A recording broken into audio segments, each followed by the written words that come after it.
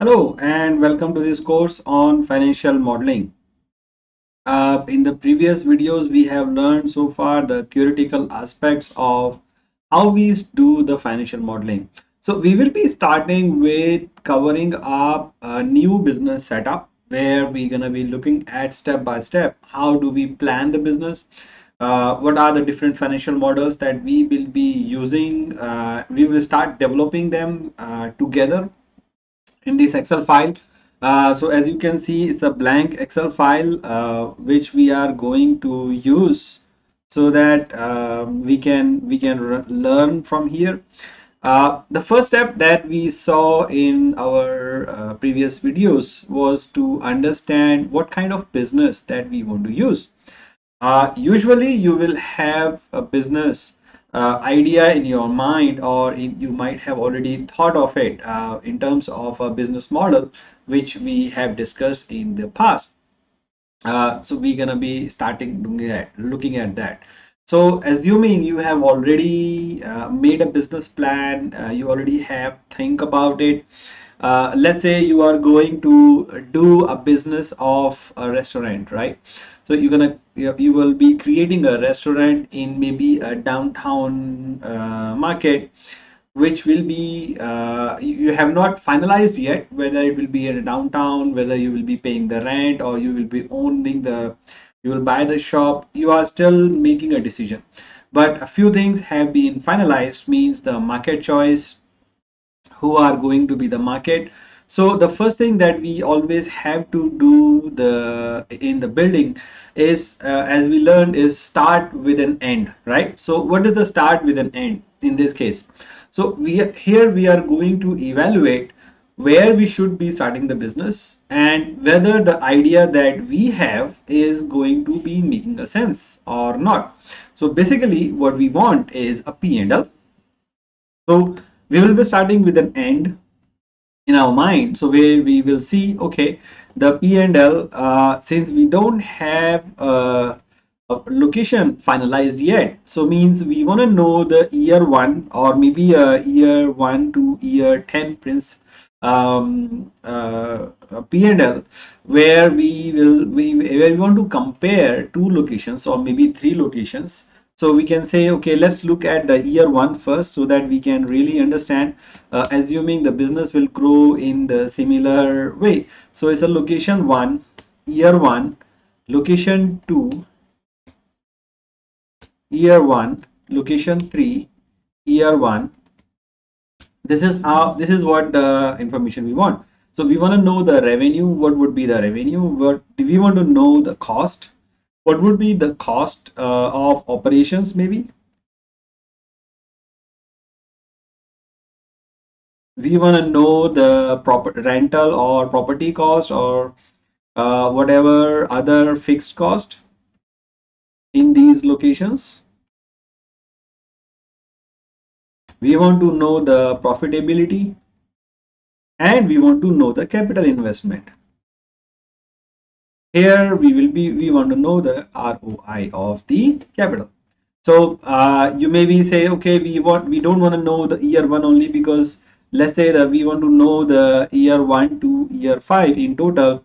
That's what we want to know in total 5 years down the line. What would be my profitability? What would be my capital? What would be my ROI on these three locations? That's what we want to know, right?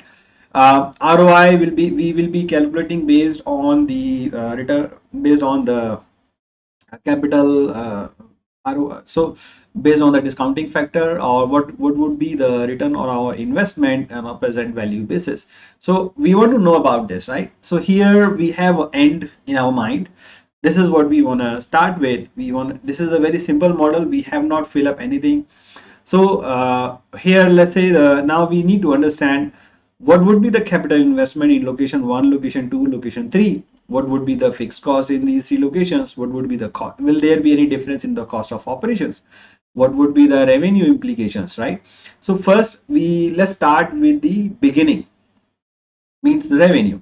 So revenue, let's create another sheet called revenue,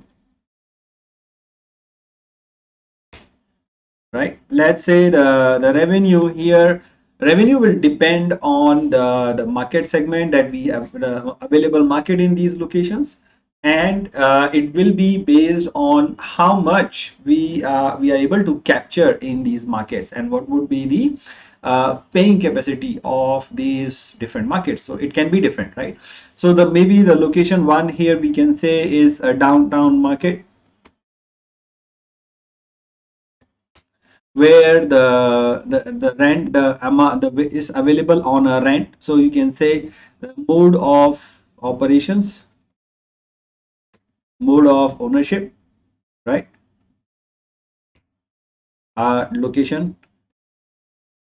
So the mode of location is rental. Location two is maybe a mall in a urban area. Again, the location will be the rental.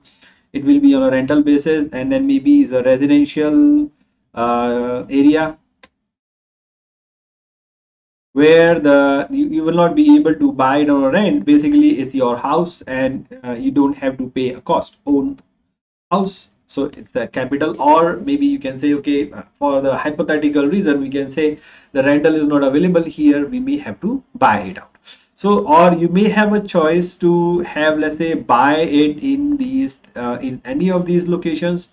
So you have a different choice whether you want to buy it or you want to rent it. So that will be a different decision. First identification is that where we should be opening the restaurant, whether it should be downtown market, it should be a mall, it should be a residential area. As you would assume, in these three different locations, the paying capacity, the number of guests estimated would be quite different, right? Because it depends on where we have a shop.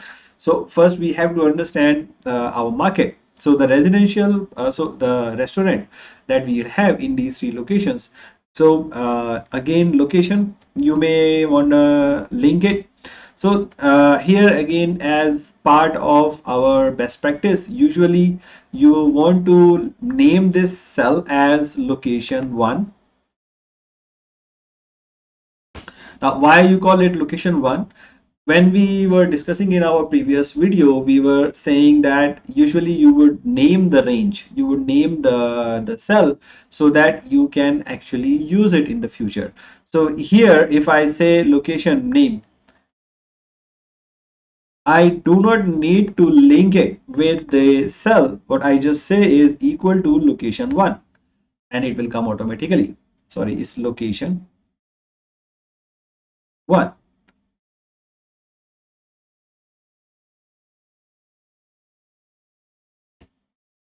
Downtown market, right?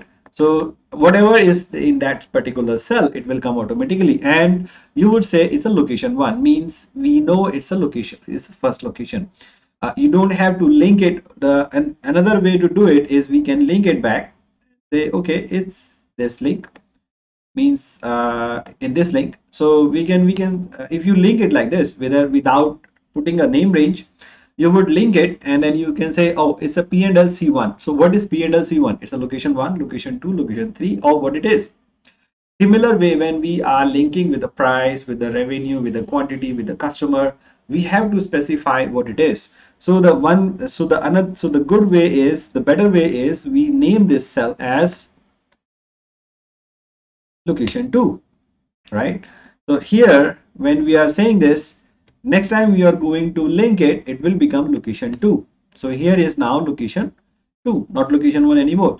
The other benefit of linking, of pressing this using the market range is that once you copy this cell, you copy it anywhere, it will always be location 2. It's not going to change.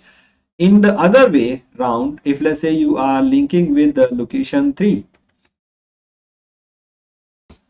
now this is location 3 in the C cell. Once I copy it is similar to what I copied the when it will be shift, right? The formula will shift. One way is that I can freeze it by using F4 key. So I can freeze the cell reference. When then I copy it, then it will fix the problem, but then there is an extra step that I have to use. Plus it's not clear what is P&L D1, so we don't know about it, right? So the better way is to use the name reference. So here we say location 1, Here we say location 2. Here we will say we will need to put the name as location 3. Now wherever you are using this, it will be location 3. So now we have a location 3, correct? So what did we wanted to identify? Our main goal is to identify the revenue in different locations. So we are modeling a revenue, right? So the first thing in the modeling the revenue is to understand the customers, right? In a restaurant, when you are modeling a revenue, so where the revenue is coming from. So you need to start identifying the revenue will come from number of customers and multiply by the price, right? That's the revenue in each location, right? So this is the very simple model. Now we have prepared a very simple model. You don't have to worry about it. You can say this is customer. You can say this is price. And here you can say customer into price, right? Actually, it's